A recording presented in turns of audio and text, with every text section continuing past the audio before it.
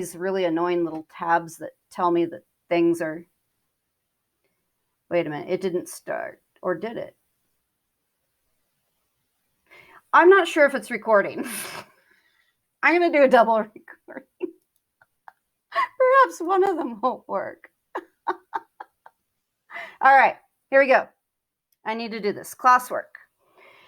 Adding and subtracting when you have roots. So you can only add roots together when the index is the same and what is underneath the root is the same. So I want you to notice with number 2, the number under the roots are different. There is nothing you can do to add those together. So it did say, if possible, these cannot be added.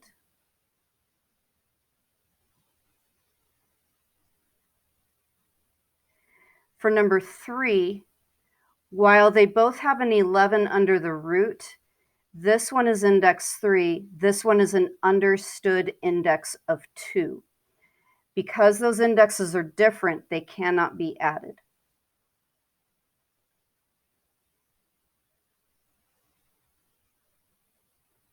One and 4 have the same thing with the index and the same thing under the root. Those can be added.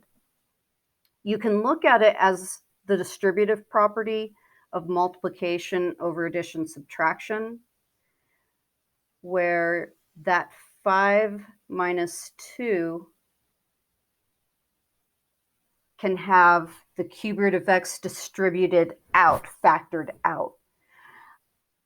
Another way you can look at it, and the way that I usually see it, is that I have 5 of these things and I'm taking away 2 of those same things, so I have 3 of these things. And these things being the cube root of x.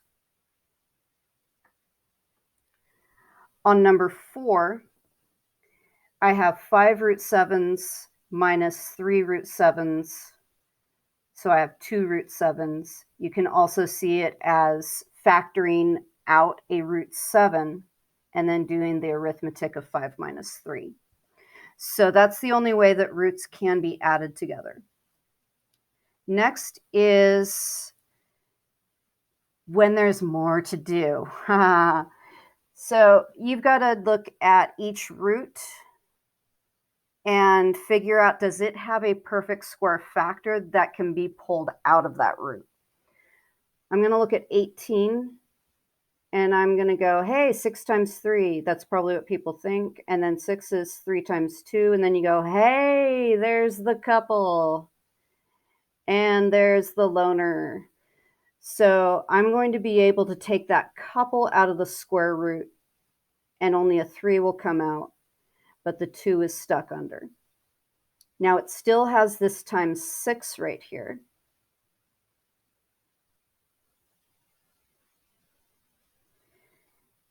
And then I'm moving to my next part. So here's what I'm going to do. I'm going to make this all green and then focus this as a green around it to emphasize where that came from. I'm going to erase the blue work so it's not in the way. And then we are moving on to the 4 root 8, and whatever it is, I'm adding it. So I have 4 times, then I need to look at that 8 and go, hey, that's 2 times 4. Oh, 4 is a perfect square. So that means that I actually have for root 8 that it's the square root of 4 times the square root of 2.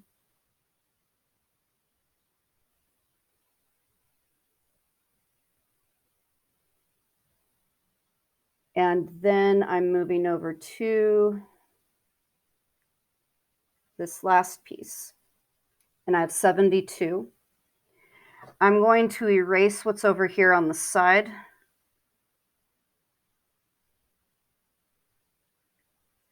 And focus on the number 72. And then 72, ooh, hey, do you know the trick with the 9s? Okay, so you can see my fingers. And I don't know which direction you're looking from because I think this mirrors me. But anyway, let me start here. 9 times 3 is 27. 9 times 4 is 36. 9 times 5 is 45. And this works for 1 through 10. 1 times 9 is 9. 10 times 9 is 90. If you see what I'm doing. Anyway, so with the 7 and the 2, that's 8 times 9.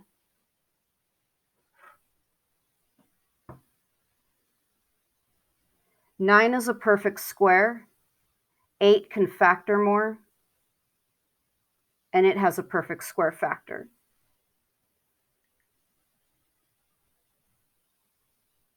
Now, oops, I just realized that was a minus sign over here. I have minus 3 times the square root of 72. With the square root of 72, I get the square root of 9, the square root of 4, and I have a lonely 2 that is stuck in singles land under the square root. Once you have done this, then the next step is whatever came outside the root can multiply with what is multiplying originally to the root. So 6 times 3 is 18. 4 times 2 is 8. 3 times 3 times 2 gives me 9 times 2, so 18. And then, hey, these just kind of subtract each other out, and I have 8 root 2. But basically, I can add or subtract all 3 of those because they have the same exact square root. So I could have done 18 plus 8 minus 18 of the square roots. And that would be the answer to number 8. I'm going to erase this so that we can see number 9 taking place. And here we go, eraser. By the way, if you weren't here early on, you may not know that I can't hear you right now, and I've got to figure out what's wrong. I restarted my computer. Apparently that wasn't good enough, so I can't hear you, but I can see chat.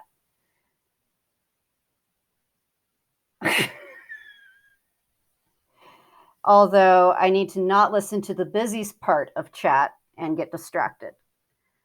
All right.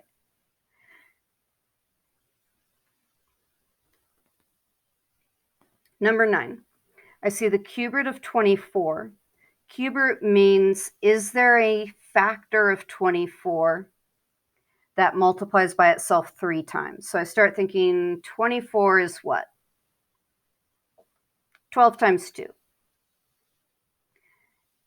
12 is 2 times 6, and already you should see we have a pair. 6, it's going to give me 2 times 3, which will give me a full triple. I needed a triplet. With the cube root, these 2 2's would not have been enough. I need 3 of them. So these 3 2's come out of the cube root as a single 2. They've merged. And then I have left over a lonely 3. But even if it had a partner, it would have been good enough because cube root requires a triple to get it out. That means that problem 9 is 2 times the cube root of 3 plus the cube root of 3. And you want to see that that plus the cube root of 3 is the same thing as saying plus 1 times the cube root of 3, if that helps. You need to see that you have 2 cube roots of 3 and you're adding 1 more cube root of 3, so you have 3 cube roots of 3 because we don't have enough 3's in this problem. Let me emphasize that this 2 plus 1 created this 3. and they had to have the same number inside and the same index to be able to add. So that is the simplified answer to number 9. And I know that people struggle a bit when we reach this point in the roots. Keep working, keep asking questions. It'll get better if you just keep practicing. Now, a bigger one, and I need to go a little bit faster, but if you need me to slow down, like flail urgently. But then again, I can only see so many of you at once. So I can see Lucas. So if Lucas flails for you, maybe. All right. 50 is under a square root. No. Okay, hold on. I accidentally clicked on something and now I have a problem. There we go. I need to put my glove back on. That's the problem.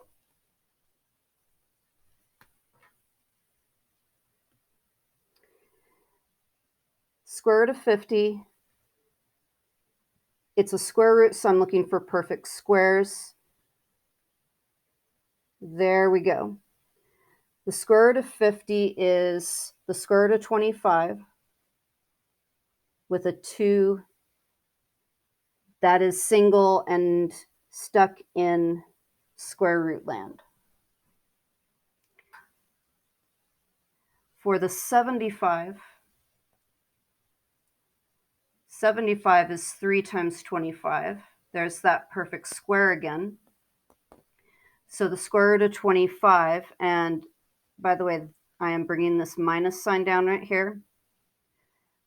The square root of 75 is the square root of 25, which is 5, times the square root of 3, which is stuck. Realize that I cannot bring together these two because one's a root 2, the other's a root 3. Now I'm going to move on to root 98. Ha, that sounds like a freeway, root 98, but it's not. It's a math problem. Ha, ha. Okay, 98. You go, ugh, I don't want to break that down. Yuck. It is even. So I can divide it by 2. And you do have calculators available. So 98 divided by 2 is...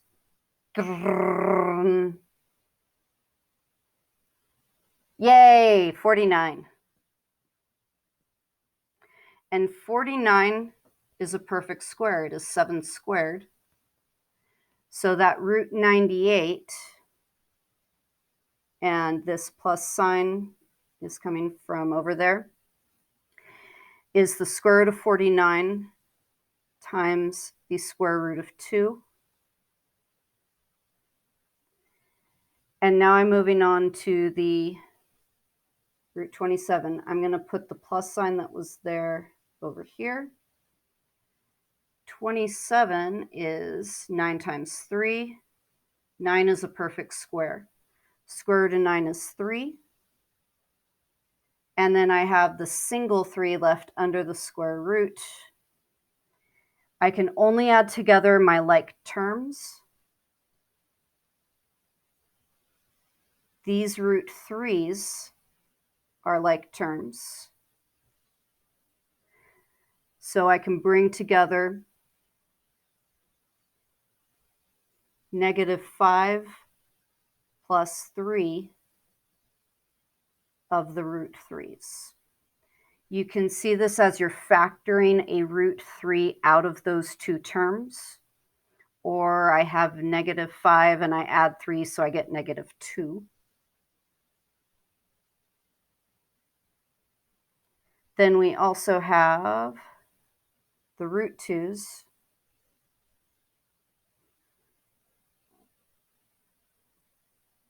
I have 5 root 2's plus 7 more root 2's. Or you can see it as factoring a root 2 out of those two terms. And then ultimately, these two are going to add together.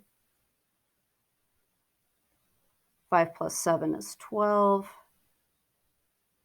And so the best I can do, the most I can simplify, is that I have 12 root 2's minus 2 root 3's. And then that's as far as you can simplify. All right, moving to the next bit. We did graphing exponential growth. Now we're going to do graphing exponential decay. And I'm starting to use this OneNote, but I can't figure out how to zoom because Control minus is not doing it. So I can do this, but then I'm going to have a hard time. Let me get my pen ready. Okay, I'm going to full screen it. So exponential growth is a really important type of problem, and I'm going to throw a few word problems at you in some homeworks near the end. Exponential decay is, it could be just, I've seen word problems with depreciation of a car. It is pretty, some of them can be exponential decay. But definitely in biology class, you've seen some exponential decay with, why can I not think of the words right now? The isotope, whatever. Anyway, we have 1/2 to the power of -4. I want you to realize that negative exponent flips that to a 2 to the +4 power. When I try plugging the -3 in, I have a negative exponent, which flips that 1/2 to a 2 to the +3 power, which happens to be 8. So -3, 8 is a point I can plot on this grid. When I plug in the -2, I have reciprocate the 1/2 to it, and now it has a positive exponent. 2 squared is 4, so I can plot the point -2, 4. If I have a -1 exponent, that just means reciprocate. I get 2. And then very importantly, whether you are doing exponential growth or exponential decay, when you plug 0 in, you will end up getting the number 1. Very important to remember that this particular y-intercept, this 1 y-intercept, is the same for all parent graphs of growth, decay. The only bases you are going to have for exponential functions, this is a base that's between 0 and 1. And if you multiply repeatedly by a number between 0 and 1, you're continuing to cut it up into smaller and smaller slices. So you are shrinking it. If your base is a number that's larger than 1, then you are growing whatever you have exponentially. You will only have a base that is positive, and it will never be 1. And that, otherwise it's not an exponential function. It's something much crazier and strange that you don't even need to worry about. Now, 1/2 to the +1 power is 1/2.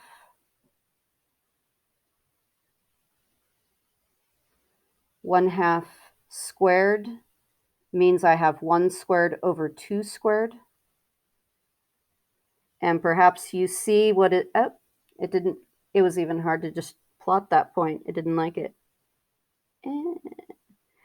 And from now on, it's going to be really difficult to draw. So I'll just quickly say what these two are. And I'm hoping that you see that this has the exact opposite. It's a reflection over the y-axis from when we did the graph of 2 to the x. And that's really valuable to be aware of. So I'm going to draw the graph. Know that you have a horizontal asymptote along the x-axis, but this time it's effective on the right end instead of the left end. So, important features you need to know. Y-intercept is the point 0, 1. The domain is negative infinity to positive infinity. That's looking at horizontally, where does this graph exist? But if you look vertically at where does this graph exist, it's only above the x-axis. The range is only positive numbers, 0 to infinity. I want you to take note that these three things are the same whether you are doing the exponential growth or the exponential decay. The other thing that's the same is the horizontal asymptote, but the side it's effective on is different.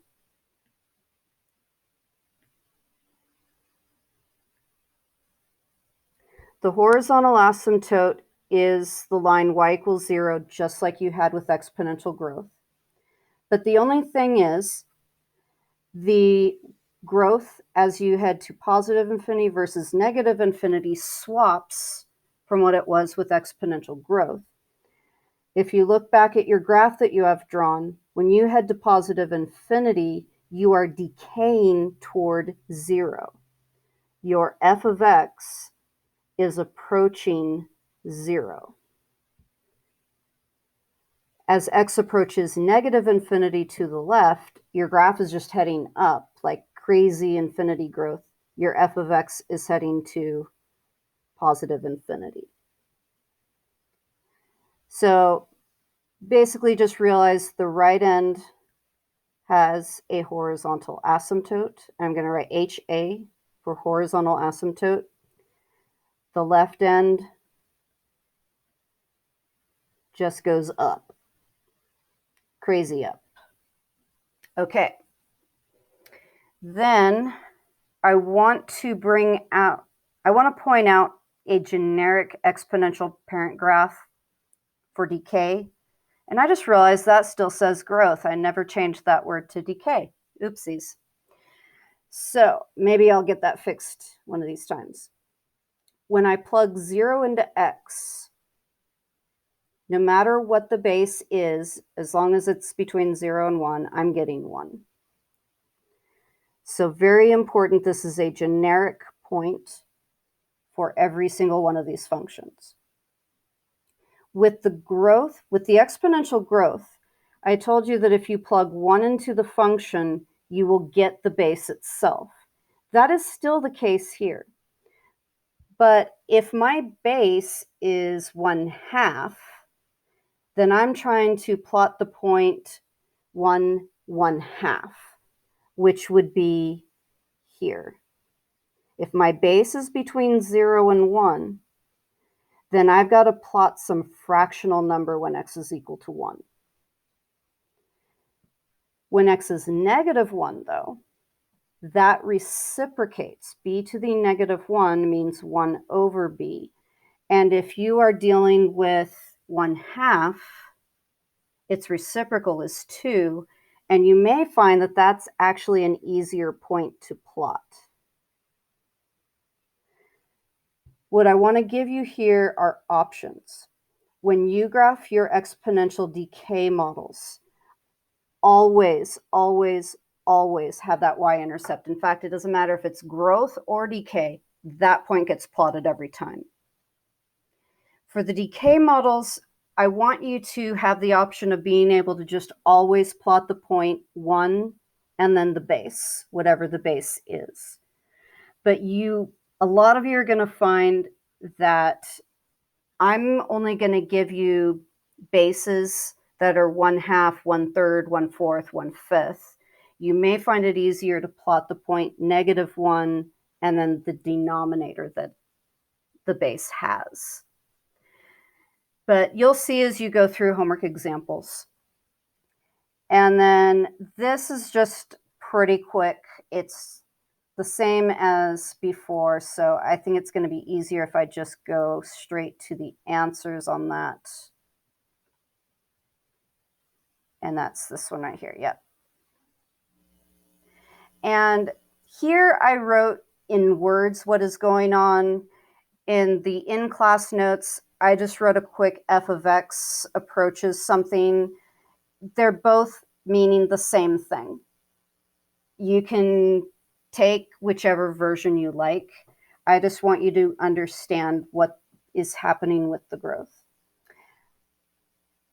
Now, I have an example for you to graph a parent graph and the transformations, but because of all that I've got going on today, I'm going to skip over that. I'm going to have you try it on your own, because at this point you've been doing, whoops, that isn't what I meant to do. At this point, you've been doing enough of the graphing that you should be able to deal with the multiplication and the movement, especially with the note answers that I have ready for you. Because I need to talk about this extra thing to notice. It is really, really important. I want you to notice that, and actually I'm going to have to, give me 1 second. I'm calling Desmos, but I've got to bring it over to this screen because I want you to see. Okay, I need that to go somewhere else.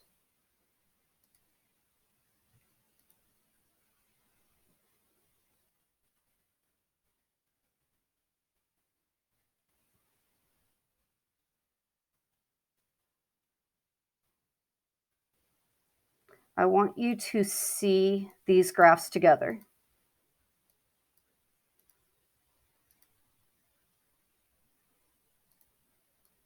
Can you see that when I look at 2 to the x versus 1/2 to the x, that they are literally mirror images over the y-axis? And what this brings into play is a new transformation technique. I don't know if you have or have not seen this before. When x is multiplied by a negative number,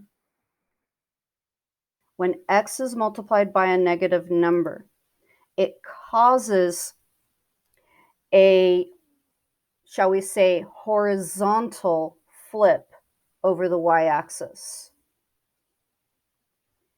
If I were to graph, I'm going to silence those for a moment.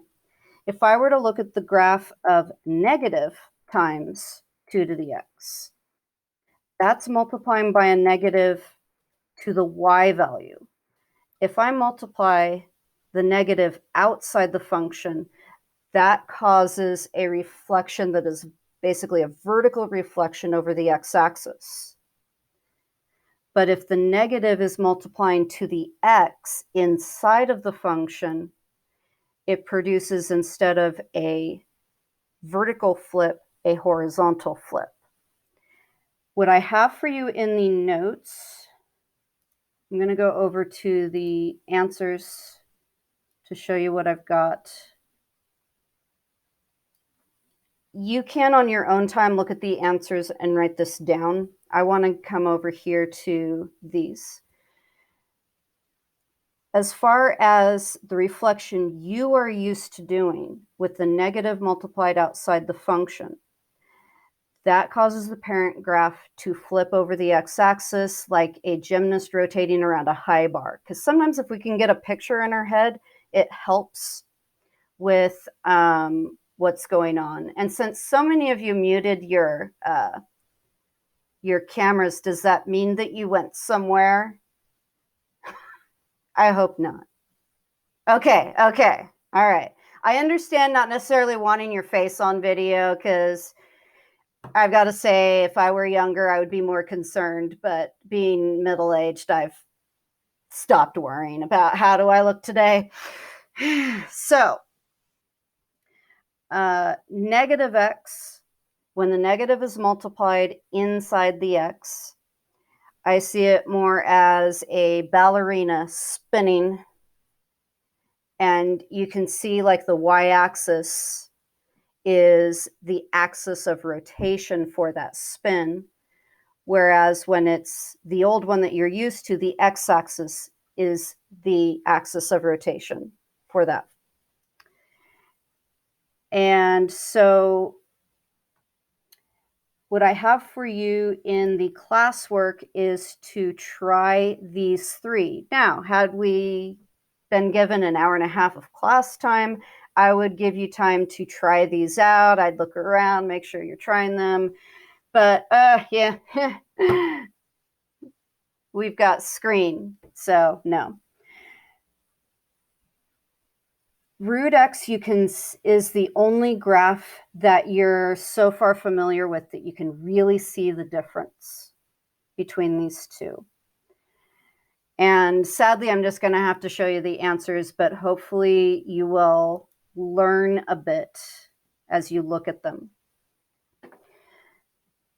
The square root of x is half a parabola sitting in quadrant 1, half of a sideways parabola. If I multiply it by -1, I get a bottom half of that sideways parabola. And if you remember, we do plus or minus when we square root, so we get a top and a bottom half, giving us a full parabola when we are trying to solve equations. That's why we plus or minus when we take square roots. Now, if I multiply the x by a negative, instead of having the negative multiplied outside, that actually creates a different rotation. It rotates about the y-axis instead of rotating about the x-axis. So take a good look at this trio to help you see the difference in that multiplication by negative. By the end of Unit 2, I'm going to have you feeling comfortable with multiplication directly to the x and what that does. But I'm starting here with this because it's a really convenient moment to explain it. Now, there is a quiz that I'm giving you today, and class gets out at 1:45 today. So I need to make sure that I give you at least 10 minutes, if not 15. Okay. What I'm saying is, I want to make sure, do you have any questions about homework 2.1, section 2.1, because the quiz is on 2.1? Tell me in chat. Yeah, it's okay if your Wi-Fi kicks you out. I know it happens. So does anyone need anything from section 2.1? You will be quizzed on this in less than 10 minutes. I'm checking chat. Do you feel comfortable with the exponential growth graphs? And be careful, because with me just showing you the growth, it might end up actually confusing you. So let's take a moment to look at this and refocus. Oh, good, good, good. I want to point out that you will always go through the y-intercept 1 if you have an exponential function, whether it be growth or decay. Know that you can count on, if you plug 1 into the x, you will get the base. You should see the point 1, 2. That distinguishes this graph of 2 to the x from, okay, maybe that was my only one. But that distinguishes the graph of 2 to the x from other ones. So I want to really clarify this before I send you into the test.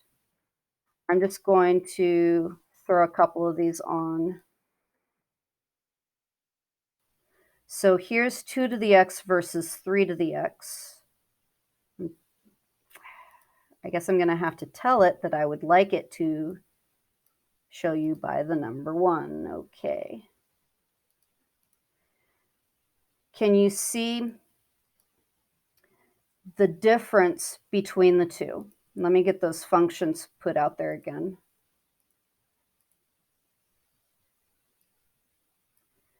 both of them go through this point. 2 to the x goes through the point 1, 2. 3 to the x goes through the point 1, 3. Make sure that you can distinguish one graph from another. I'm throwing that in multiple choice in today's quiz, and you need to be able to distinguish the specific exponential graph. Then anything else of concern? So just to point out, do you feel comfortable solving these equations? So if a base is less than 1, it will be an exponential decay.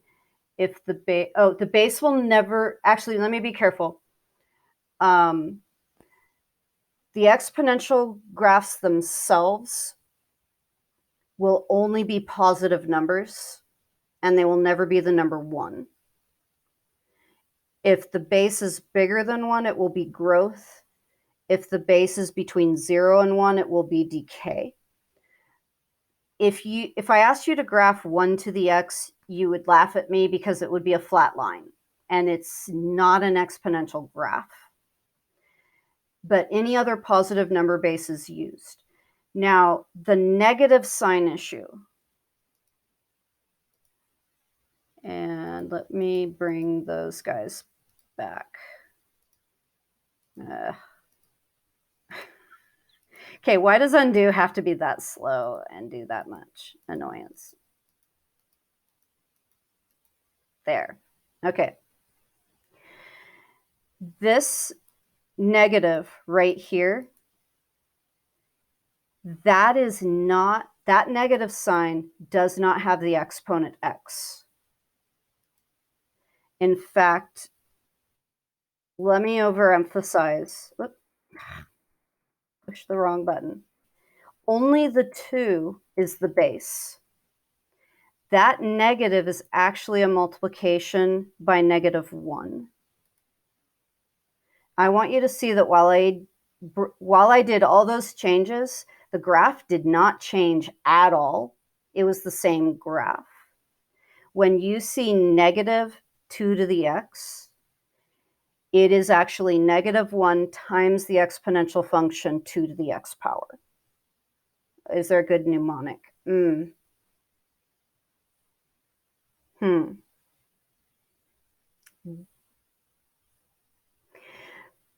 What you need to know, the multiplication by -1 is an issue for all parent functions, all of them. Go all the way to x squared when you learned that a long time ago.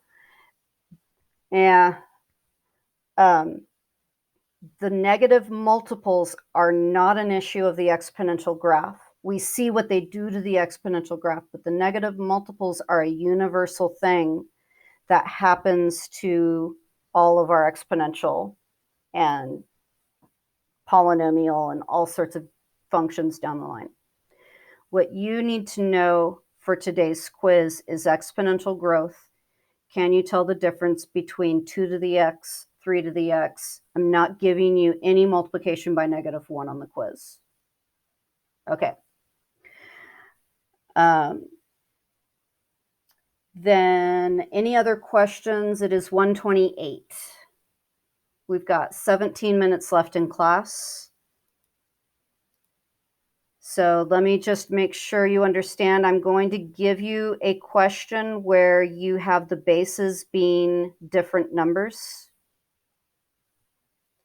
So you have to find their common base and rewrite it with a common base. Here you can see rewritten with a common base.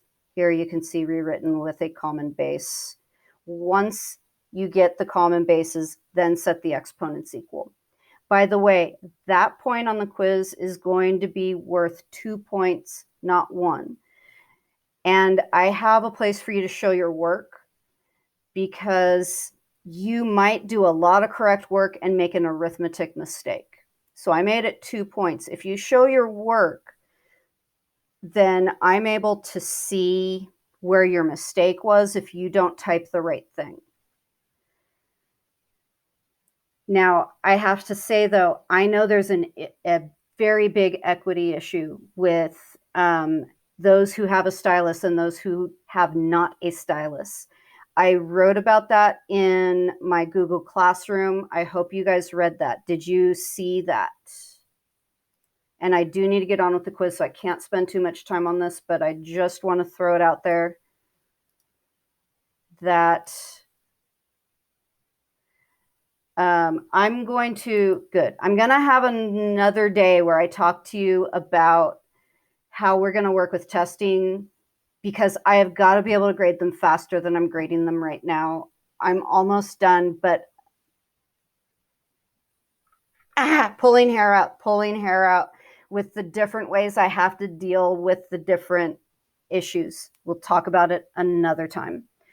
For now, you can upload if you do work for the one problem, you can upload that into the show work area. I'm going to need to release that. And I can actually stay on with you and go over here, and you can't see it. And I can tell it to assign it to you.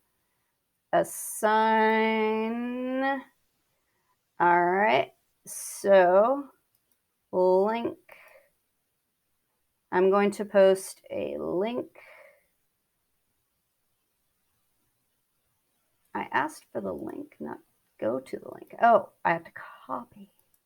It's open now, by the way.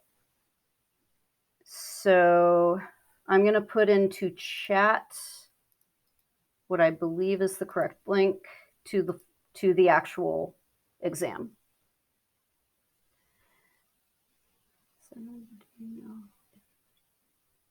I can, as long as technology prevails, I can upload it. Which reminds me, I need to